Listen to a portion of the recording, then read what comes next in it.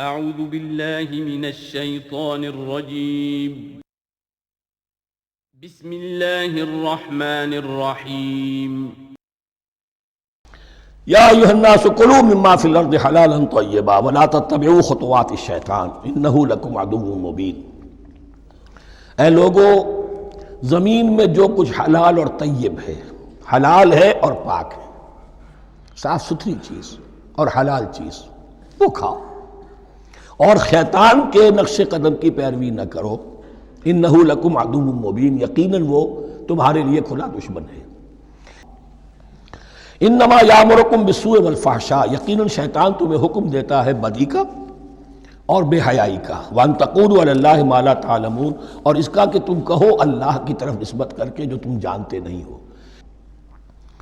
وَإِذَا قِيلَ لَهُمُ اتَّبِعُوا مَا أَنزَلَ اللَّهُ قَالُوا بَلْ نَتَّبِعُ مَا أَلْفَيْنَا عَلَيْهِ آبَاءَنَا، اور جب ان سے کہا جاتا ہے اتباع کرو اس کی جو اللہ نے نازل کیا ہے، قالوا، وہ کہتے ہیں بل نتبع ما الفینا علیہ آباءنا، ہم تو پیروی کریں گے اس کی جس پر ہم نے پایا اپنے آباء و اجداد کو۔ اولو کان آباؤہم لا یعقلون شیئا ولا یہتدون، کیا وہ اپنے آباء و اجداد ہی کی پیروی کرتے رہیں گے، خواہ ان کے آباء و اجداد نہ کسی بات کو سمجھ پائے ہوں نہ ہدایت یافتہ ہوئے۔ ومثل الذین کفروا کمثل الذی ینطق بما لا یسمع الا دعاء ونداء، یہاں ذرا تمثیل کے اندر ایک پیچیدگی ہے کہ بظاہر ترجمہ تو یہ ہوگا کہ مثال ان لوگوں کی جنہوں نے کفر کیا اس شخص کی سی ہے جو پکار رہا ہے ایسی چیز کو جو نہ سنتا ہے نہ سمجھتا ہے۔ ہاں یہ پتہ چلتا ہے کہ کچھ پکار رہا ہے، جانور ہوتے ہیں انہیں اور کیا سمجھ میں آتا ہے۔ تو یہاں پہ اصل میں تمثیل میں مراد یہ ہے کہ حضور صلی اللہ علیہ وسلم اور مسلمان ان لوگوں کو جو سمجھانے کی کوشش کر رہے ہیں ان میں سے کچھ ایسے بھی ہیں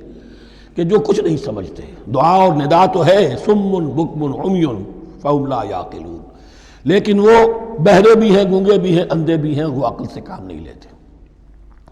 یا ایھا الذین آمنوا کلوا من طیبات ما رزقناکم، اے اہل ایمان، کھاؤ ان تمام پاکیزہ چیزوں میں سے جو ہم نے تمہیں دی ہیں،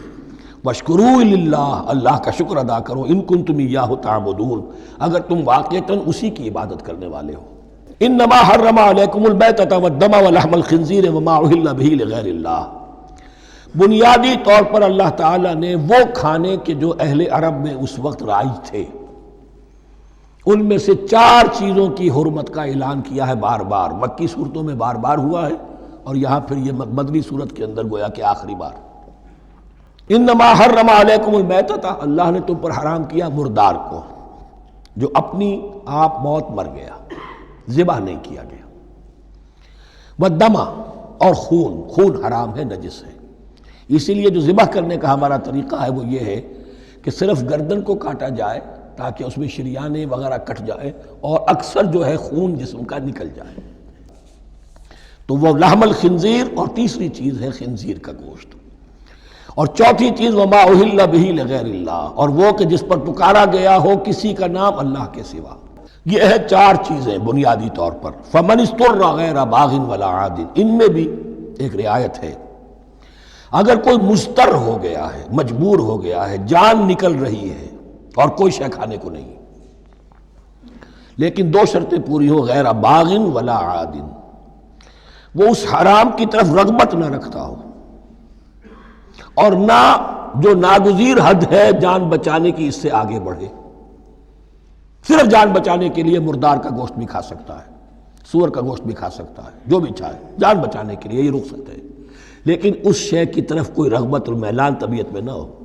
یہ اللہ تو جانتا ہے، اگر تو معاملہ اس سے ہے تو اس سے تو چھپی ہوئی بات نہیں، اور جتنا ناگزیر ہے جان بچانے کے لیے اس سے آگے نہ بڑھے۔ فلا اثم علیہ، ان 2 شرطوں کے ساتھ جان بچانے کے لیے حرام چیز بھی کھائی جا سکتی ہے۔ ان اللہ غفور الرحیم، یقیناً اللہ غفور الرحیم ہے۔ ان الذین یکتمون ما انزل اللہ من الکتاب ویشترون بہ ثمنا قلیلا، یقیناً وہ لوگ جو چھپاتے ہیں اس کو جو اللہ نے نازل کیا ہے کتاب میں سے اور فروخت کرتے ہیں انہیں بہت حقیر سی قیمت پر، اولئک ما یاکلون فی بطونہم الا النار، یہ لوگ نہیں بھر رہے اپنے پیٹوں میں مگر آگ۔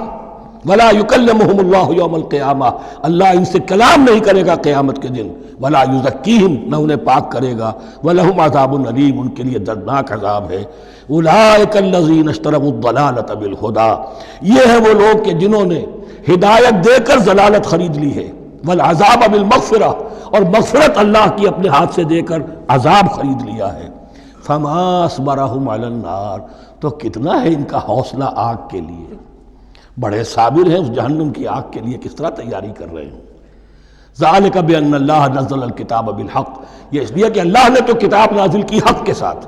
وَإِنَّ الَّذِينَ اخْتَلَفُوا فِي الْكِتَابِ لَفِي شِقَاقٍ بَعِيدٍ، اور یقیناً جن لوگوں نے کتاب اور شریعت میں پھر یہ پگڈنڈیاں نکالی، اختلاف کی، وہ بڑی ہی دشمنی میں اور بڑی ہی شقاوت کے اندر مبتلا ہو گئے۔ بارک اللہ لی ولکم فی القرآن العظیم ونفعنی وإیاکم بالآیات والذکر الحکیم۔